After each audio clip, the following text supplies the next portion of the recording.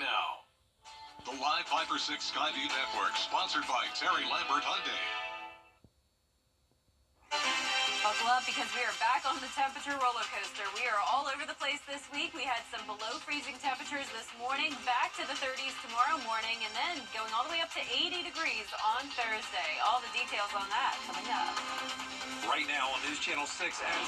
It is time now for our first check of the weather. Here's meteorologist Jenna Petracci. Well, Brad, it's been a beautiful Monday. We had lots of sunshine this afternoon. Now the clouds are sort of taking over as we take a live look at our Terry Lambert Hyundai Skyview cam at Doctor's Hospital.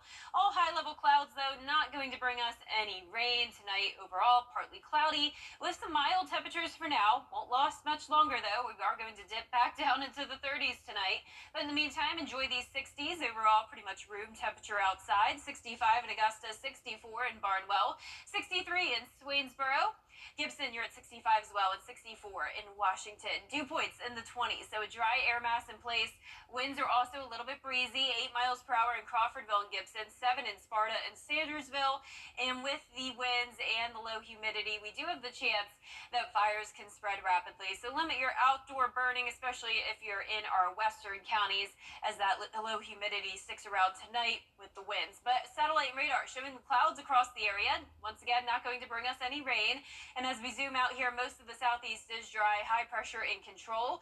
Area of rain out to the west of us, not going to be moving in. So we'll actually stay mostly sunny over the next several days to come. Evening planner showing us dip down to 60 degrees at 7 o'clock, 50 at 9 o'clock, staying partly cloudy with a southwest wind. Remember, the sun is setting later and later, sunset at 7:34 tonight. And also remember that it will be darker later on tomorrow morning. Sun will not come up until 7:42. Now, tomorrow, we're going to start to see a warming trend all the way into the 70s Tuesday afternoon. I'll have more details on those temperatures and our next chance of rain coming up, but back to you, Brad. Jenna, thanks. A child is in the hospital after a terrifying incident today in Columbia County. A sheriff's office spokesperson says a 4-year-old somehow fell out of a vehicle at exit 190 on I-20 this afternoon and was run over. We're still working to find out if any charges will be filed, and we'll update you on the condition of that child when we get that information. And it keeps coming. There's more sad news out of Washington County, where a high school student died over the weekend. It was Saturday on Pine Forest Drive in Sandersville. The sheriff tells us 15-year-old Tyson Tillman was killed in an ATV accident. A precious child. The Washington County School District has made counselors available to help students out during this time. An investigation underway after a death at Club Car in Evans. This one Friday night, where a contract worker was injured at the facility. The coroner says 21-year-old Alyssa Drinker died from her injuries. Witnesses say Drinker dropped her AirPods under a machine, and she leaned down to pick them up, and a conveyor belt caught her, and she got tangled up in that machinery, taken to the hospital where she later died. Neighbors near Augusta University downtown having problems with a woman who died after she was hit by a falling utility pole in Wagner, South Carolina, is filing a lawsuit over her death. Janelle Robinson's family announcing the lawsuit against 2 utility companies this morning. They're seeking $100 million in damages. Robinson was a teacher at Wagner Sally High School. The family's lawyer says a truck hit low-hanging utility lines. That pulled 8 defective poles out of the ground, he says. One of those poles flew through the air and hit Ms. Robinson. The family is now suing Dominion Energy and Comporium. They say those companies should have fixed those damaged poles. What has been going on is a bunch of finger pointing.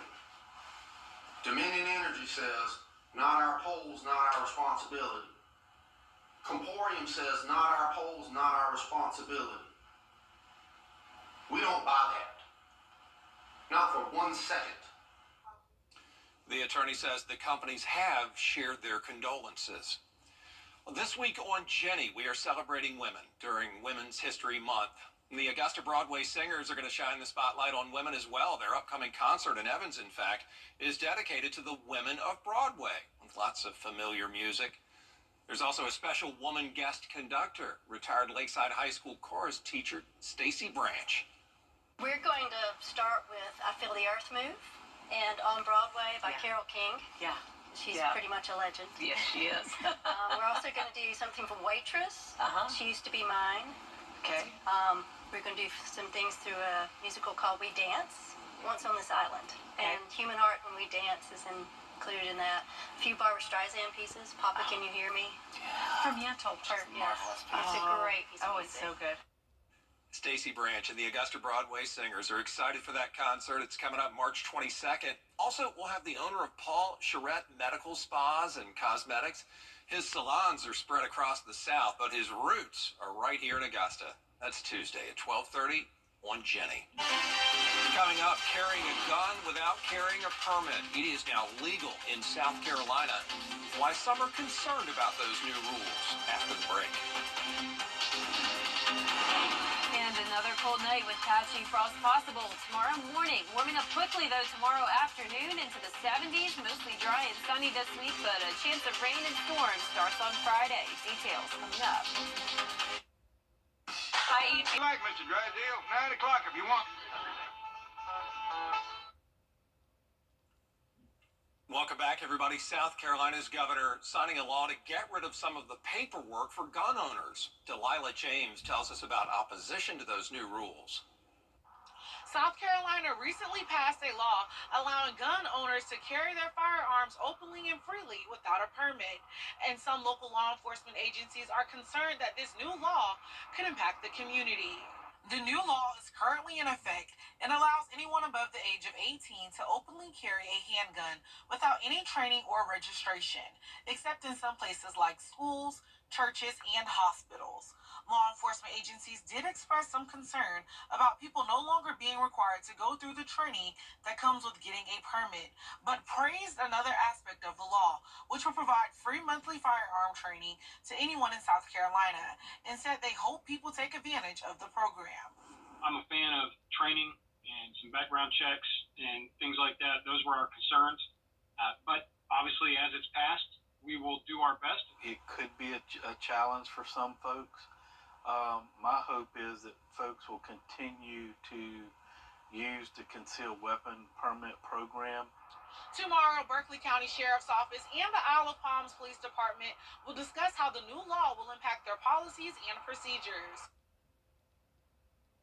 A recent cyber attack making it harder to access coupons to get discounts on medicine. Change Healthcare says the attack affected medical claims, payments, and pharmacy services. Also made some coupons that people use stop working, including coupons for Ozempic and Mounjaro. If you reduce compliance, then their blood sugar won't be the same, or especially with type 2 diabetes, their blood sugars can climb, and these medications, working with diet and exercise will bring down their blood sugar. When you bring down your blood sugar, it reduces the complications of diabetes down the road. If you have a problem trying to use a coupon, pharmacists ask that you be patient while they try to work everything out. Jenna, back with us now. Great Monday and interesting work week. Yeah, cooler for now. It'll be feeling like springtime later this week as we will have a high of 80. Spring is 8 days away, and ironically, temperatures will drop on the first day of spring back to the low 60s. I'll have all the details on these up and down temperatures coming up after the break. Dirt truck. Now, your most accurate forecast with WJBF Live 5/6.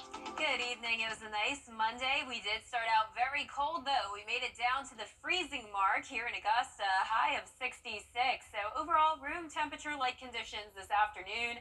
But boy, it started out very cold. Average low is 43. We were well below that. And we're at the point where our average high is all the way up to 70 degrees. We'll get a taste of that tomorrow afternoon. But in the meantime, here's a live look at our Terry Lambert Hyundai Skyview cam at Doctor's Hospital. Mostly sunny still, but we do have these high-level clouds taking over. 65 currently here in town, dew point of 21. Dry air mass in place, a little bit breezy with a southwest wind of 8 miles per hour. Temperature is very consistent for all of us. I'm seeing those low to mid 60s, 64 in Sparta and Sandersville, 66 in Edgefield, 66 as well in Bamberg, and 65 in Waynesboro. Satellite radar just showing the clouds moving through. Once again, all high-level wispy clouds, not going to bring us any rain. We'll keep it dry tonight through the next several days. High pressure in control. Showers out to the west. Those aren't going to do anything for us. As I mentioned, it will stay dry, but it will stay cold as well, at least for one more day. Lows dipping down into the mid-30s around 6 and 7 o'clock tomorrow morning when you're headed out the door. So bundle up once again, but you can ditch the jacket in the afternoon. We will warm up significantly. And also keep in mind, even though we are getting close to spring, this is still typical to have some cold mornings. We still have the potential of some patchy frost tomorrow morning.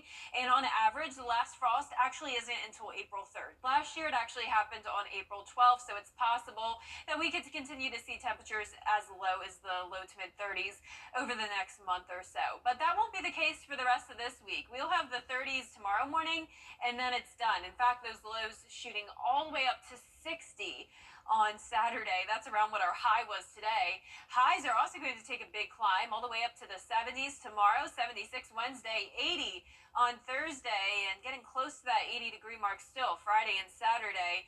And we're also going to have the high pollen levels to match these spring-like temperatures. So that'll be the case all the way through Friday, unfortunately. Now, with the warm temperatures, as usual, we get the chance of rain and storms, and definitely something to watch here, especially on Friday. I think we could have a threat of severe weather. Of course, it's still 5 days out, so no information on that yet, but definitely we'll be watching that. We'll keep you updated. Lower chance of rain on Saturday, and then the rain chances pick back up on Sunday. So we're going to have a series of systems come through starting on Friday. This is 3 o'clock in the afternoon. Definitely some heavy downpour potential, gusty winds, and as I mentioned, I'll definitely be monitoring this for any strong storms. On Saturday, a few showers and storms still around. We have all the warmth we need to have the fuel for storm development. So even if we don't get much on Saturday, still some storm potential. Then on Sunday, another system brings a better chance of some heavy rain and storms once again. This particular model showing the rain linger all the way into Monday. Actually, a very high chance of that. But we do have other models that show it clearing out by Sunday night. So still a lot of uncertainty here, but we'll definitely keep you updated. Lows tonight in the mid to upper 30s. Once again, we could have some patchy frost. Highs tomorrow around the 70-degree mark. A nice warmer day. Our 10-day forecast showing those temperatures go up to 80 on Thursday, close to 80 Friday through Sunday, and those chances of rain Friday through Monday, including St. Patrick's Day. And as I mentioned before the break, it's kind of funny here, Brad, that the first day of spring comes on Tuesday, and at that point we're going back down to a high of 60. So it's not really, So. yeah, it's not really fake spring anymore because it will be real spring, but it's just not acting like it. Right, so it's fake winter, you could say, next Fake week. winter, got it. And then I'm sure we'll go back to the warmth again the following week. Yeah, I think there's some frigid weather still coming before too long. That's right. And also, our Viper 6 umbrella winner today, that is April Duff from Thompson, Georgia. Congratulations, April. You have won a Viper 6 umbrella. April Duff from Thompson. Way to go. Still ahead. Augusta Prep gearing up for a big tournament. And a young local athlete already earning recognition as a racer in sports.